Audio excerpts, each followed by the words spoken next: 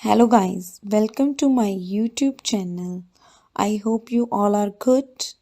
In this video, I will discuss the remaining part of the elasticity of demand. In this video, I will discuss degrees of price elasticity of demand. इसमें perfectly elastic demand, perfectly inelastic demand, unitary elastic demand, more elastic demand और last में less elastic demand. First one is perfectly elastic demand. जब हमारी ED elasticity of demand जब infinite होती है, infinity जिसे कहते हैं हम, डिमांड इज परफेक्टली इलास्टिक. हमारी डिमांड परफेक्टली इलास्टिक तब होती है जब a slight change in price of a commodity causes a infinite change in its demand. कि जब प्राइस में थोड़ा सा चेंज आए तो हमारी जो डिमांड है कमोडिटी की उसमें इनफाइनाइट चेंज आ जाता है कि बहुत ज़्यादा बढ़ती ही जाती है, इनफाइनाइटली बढ़ती ही जाती है. In this case if the price of a good increases slightly the demand become zero. कि प्राइस के थोड़ा सा बढ़ने पर जो डिमांड है वो ज़ीरो हो जाती है. And a slight fall in price के थोड़ा सा कम होने पर भी जो है हमारी डिमांड जो है वो इनफाइनाइटली जो है इंक्रीज होने लगती है.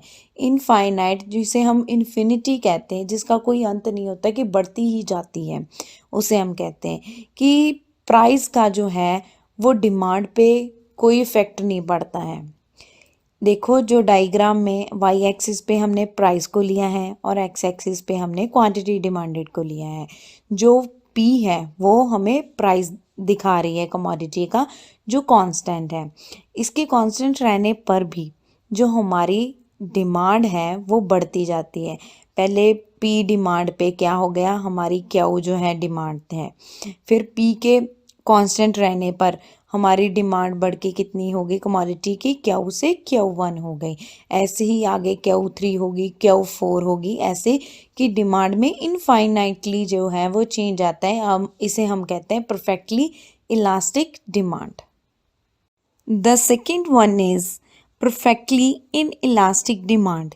इन इलास्टिक डिमांड का मतलब होता है कि जब हमारी इलास्टिसिटी ऑफ डिमांड ज़ीरो हो जाती है, कि डिमांड पे कोई फ़र्क ही नहीं पड़ता, वो हमेशा कांस्टेंट रहती है.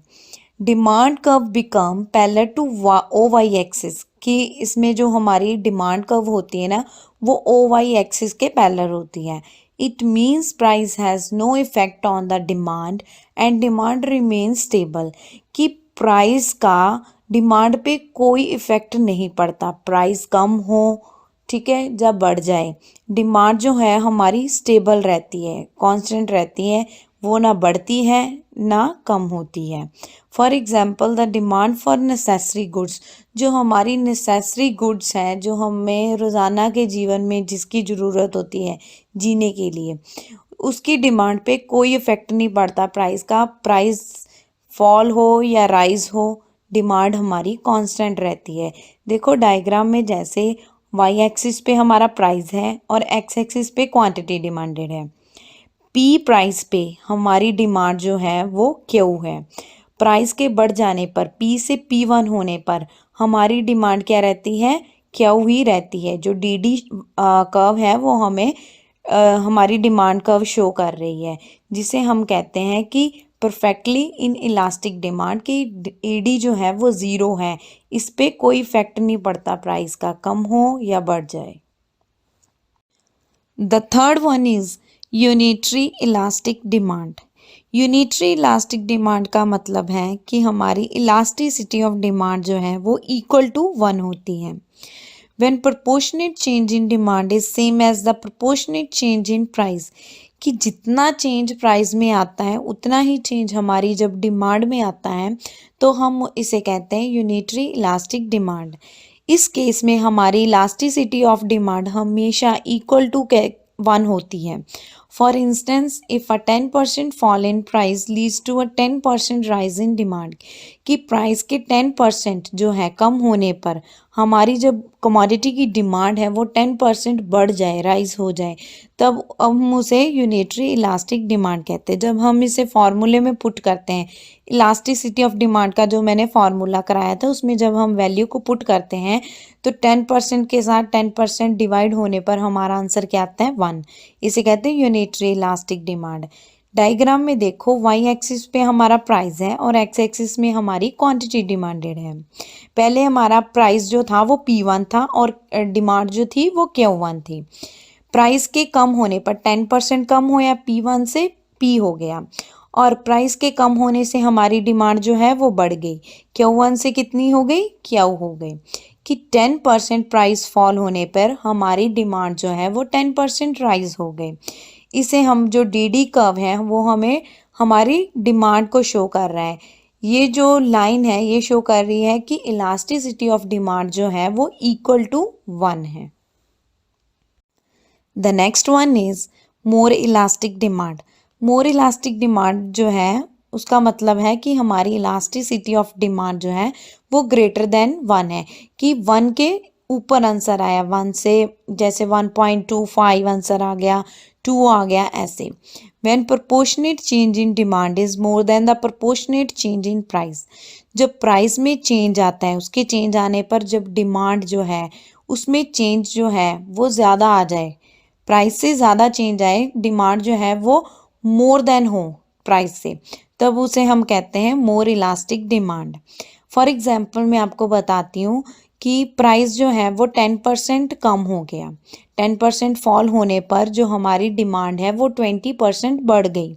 ये तो हमें पता है कि प्राइस जो डिमांड है उसमें इन्वर्स रिलेशनशिप होता है, एक के कम होने पर दूसरा बढ़ जाता है। ऐसे ही 10% जो है प्राइस के कम होने पर हमारी जब डिमांड जो है वो 20% इंक्रीज हो जाए, कि जो प्राइस है उससे ज़्यादा बढ़ गई, तो हम इसे कहते हैं मोर इलास्टिक डिमांड। जब हम इसे फॉर्मूले में पुट करते हैं, जैसे ईडी इलास्टिसिटी ऑफ डिमांड के फॉर्मूले में हम पुट करते हैं 20% जो हमारी प्रोपोर्शनेट चेंज इन डिमांड है वो ऊपर होती है और प्रोपोर्शनेट चेंज इन प्राइस जो है वो नीचे होता है।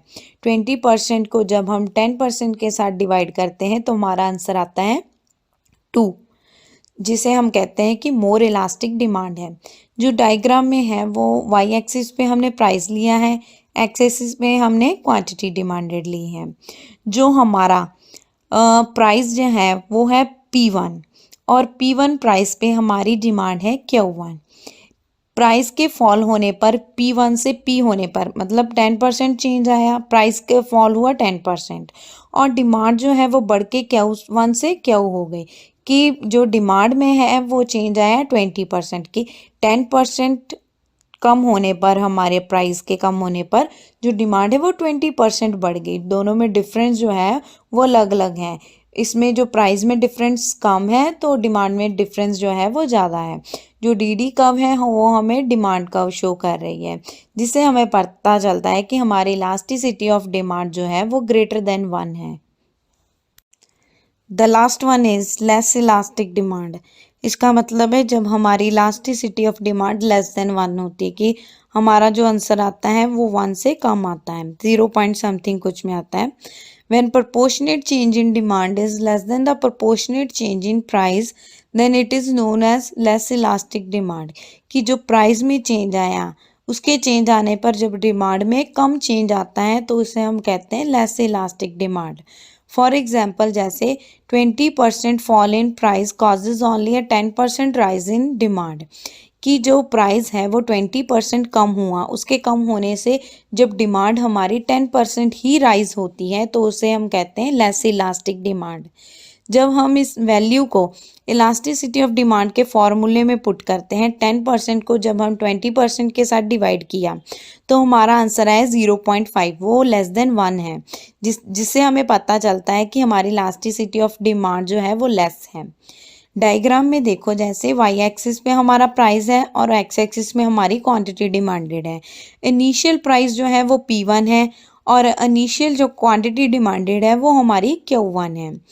P1 प्राइस से जब हमारा प्राइस कम होके पी हो जाता है कि 20% प्राइस फॉल होने पर जब हमारी डिमांड बढ़ जाए, Q1 से Q हो जाए कि 10% ही इसमें चेंज आया, डिमांड हमारी जो है वो 10% ही राइज हुई, जो प्राइस में डिफरेंस है वो ज़्यादा है और डिमांड में डिफरेंस जो है कम है। जो डी कब है वो हमारी डिमांड कब है, जो ये शो करती है कि हमारी इलास्टिसिटी ऑफ डिमांड जो है वो लेस देन 1 है, इसे हम कहते हैं less elastic demand.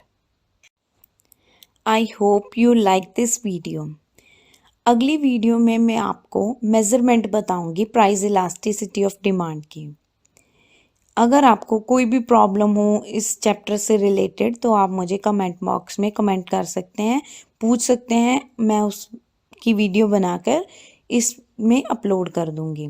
For more videos like this please like, share and comment below your suggestions. Don't forget to subscribe the channel and press the notification bell for more updates. Thank you.